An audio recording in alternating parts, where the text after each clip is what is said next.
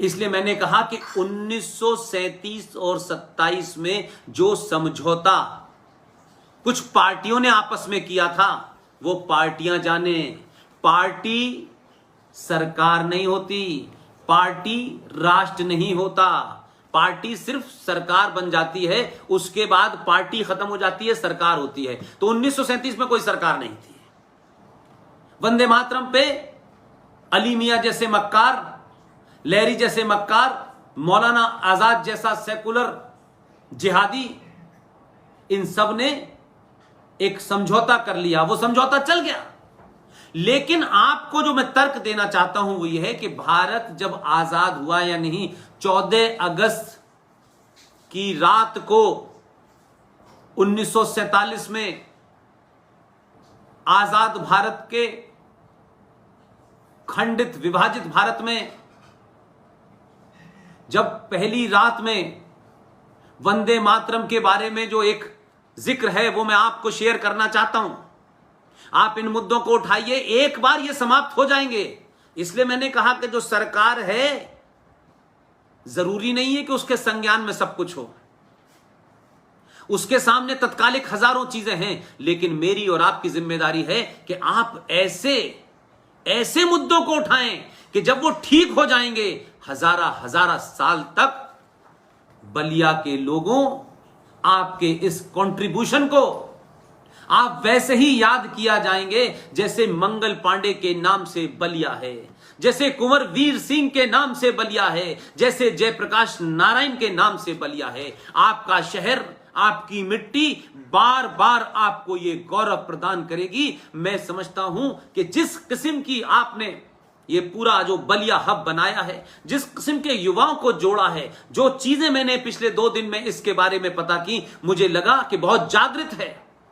छोटे छोटे एजेंडों में पड़ने वाला ये बलिया का नागरिक नहीं है।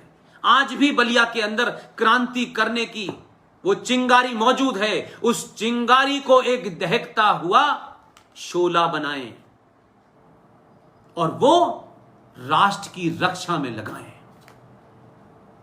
14 अगस्त 1947 को भारत के गृह मंत्री ने एक चिट्ठी लिखी, एक टेलीग्राम भेजा, और एक टेलीग्राम दुनिया के सबसे मशहूर संगीतकार को भेजा गया और उनसे कहा कि आज रात में जब भारत की आजादी की घोषणा होगी संसद में, उसके बाद जब वंदे मातरम बजेगा तो मैं चाहता हूं कि ये वंदे मातरम आप बजाएं। बलिया के लोगों, सोचो उस वक्त भी कैसे लोग थे।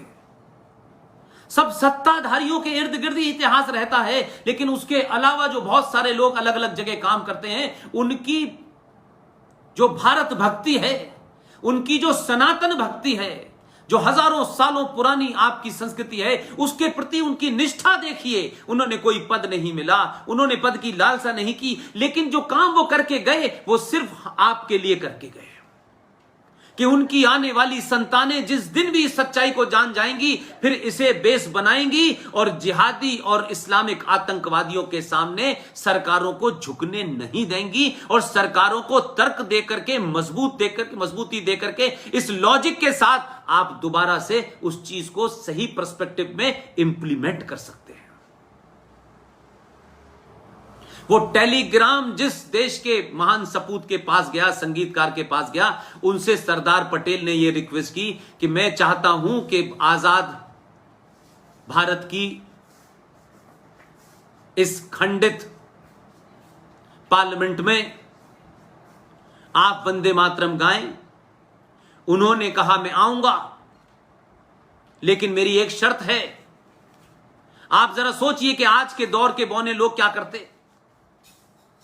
आज के बौने लोग राज्यसभा में चले जाएं, राष्ट्रपति नॉमिनेट कर दें, किसी जगह का चेयरमैन बन जाएं, इससे ज्यादा इच्छा नहीं होती। लेकिन आजाद भारत में एक संगीतकार, बहुत बड़ा नाम है उसका, नहीं सुना होगा, लेकिन मैं आपको बताता हूं। उस संगीतकार का नाम था पंडित ओंकार नाथ ठाकुर। ठाकुर साहब ने पलटते ही पटेल साहब से कहा, मैं आऊंगा, मैं वंदे मातरम गाऊंगा, मेरी एक ही शर्त है कि मैं पूरे 9.5 मिनट का 22 पंक्तियों वाला ही वंदे मातरम संसद में पढ़ूंगा। यह मैं आपको फिर कह रहा हूं, आजाद भारत की पहली पार्लियामेंट जिसमें भारत की आजादी की घोषणा हुई, उसके बाद यह वंदे मातरम पढ़ा गया है, पूरा 22 पंक्तियों का 9.5 मिनट का। पंडित ओंकार नाथ ठाकुर ने इसे पढ़ा और पूरी शानो शौकत के साथ पढ़ा और पूरी भारत की पार्लियामेंट बैठी थी, उसके बाद इसको पढ़ा गया। तो जब आजाद भारत की संवैधानिक तौर पे पहली संसद बैठी थी, आजाद थी, किसी की पार्टी की सरकार नहीं थी, कोई XYZ नहीं था, उसकी पार्लियामेंट में जब 9.5 मिनट का पूरा 22 पंक्तियों वाला जब ये वंदे मातरम पढ़ा गया, तो फिर विवाद क्यों है? 1937 में किस दलाल ने, किस बौने ने, किस मक्कारी में, किस लालच में देश के साथ समझौता किया? वो आजाद भारत के साथ समझौता नहीं था, वो दो पार्टियों की अपनी अदला बदली थी, दो पार्टियों के अंदर की नूरा कुश्ती थी, दो पार्टियों की हार जीत का मामला था।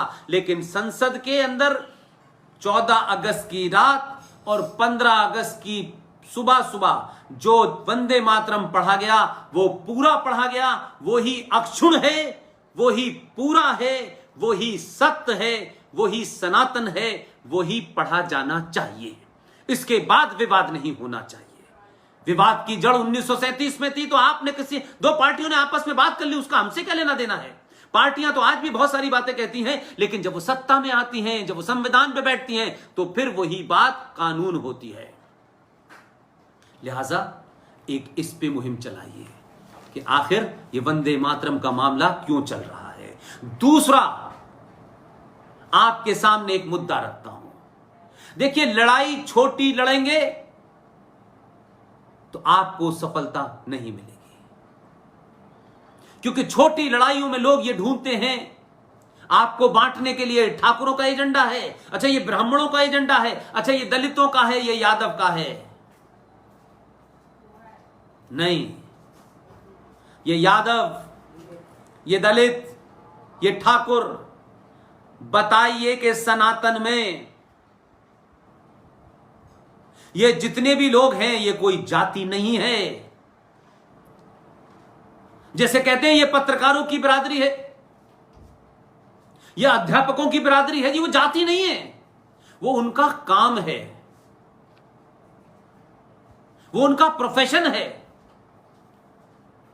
इसलिए मैंने कहा कि छोटी छोटी सी बात को अगर आप ध्यान कर लें, तो आप इस बात की तरफ ध्यान दें कि आप भगवान परशुराम को याद करें, जो एकमात्र ब्राह्मण माने जाते थे। हमने बहुत सारी बातें कही उनके बारे में, लेकिन मैंने वही कहा कि अगर हम थोड़ी देर के लिए कुछ चीजों को सच्चाई में पढ़ लें, तब भी आपको लगेगा कि आपके पुरुष आपके सब कुछ कह गए हैं। भगवान परशुराम ने कहा, जन्म जायते शूद्र, अर्थात मनुष्य पैदा शूद्र होता है, यानी वो कुछ भी नहीं होता, सिर्फ एक मनुष्य होता है। अपने पुरुषार्थ से, अपने काम से, अपने कर्मों से वो कुछ कुछ बन जाता है। एक ही घर में 5 बच्चे होते हैं, एक बच्चा बहुत बहादुर होता है, एक बच्चा बहुत धार्मिक होता है, एक बच्चा कुछ और काम में एक्सपर्ट होता है, लेकिन मां एक ही है उसकी। तो जो पुरुषार्थी थे,